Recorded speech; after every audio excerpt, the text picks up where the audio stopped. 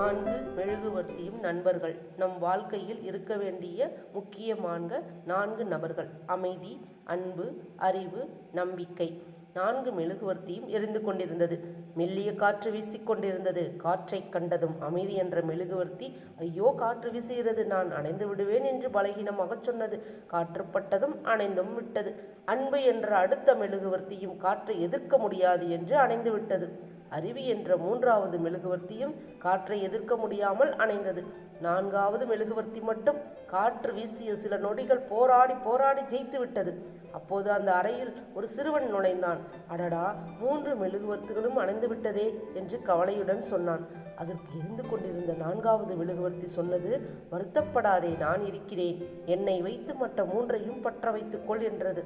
சிறுவன் உடனே 4வது மெழுகுவர்த்தியை பார்த்து, உன் பெயர் என்ன என்று கேட்டான். நம்பிக்கை என்றது அந்த மெழுகுவர்த்தி. நாம் எப்பொழுதும் வாழ்க்கையில் நம்பிக்கையை மட்டும் இழக்கக்கூடாது. நம்பிக்கை மட்டும் நம் வாழ்க்கையில் இருந்தால் மற்ற இழந்த எல்லாவற்றையும் நம்மளால் மீட்க முடியும். நன்றி, வணக்கம்.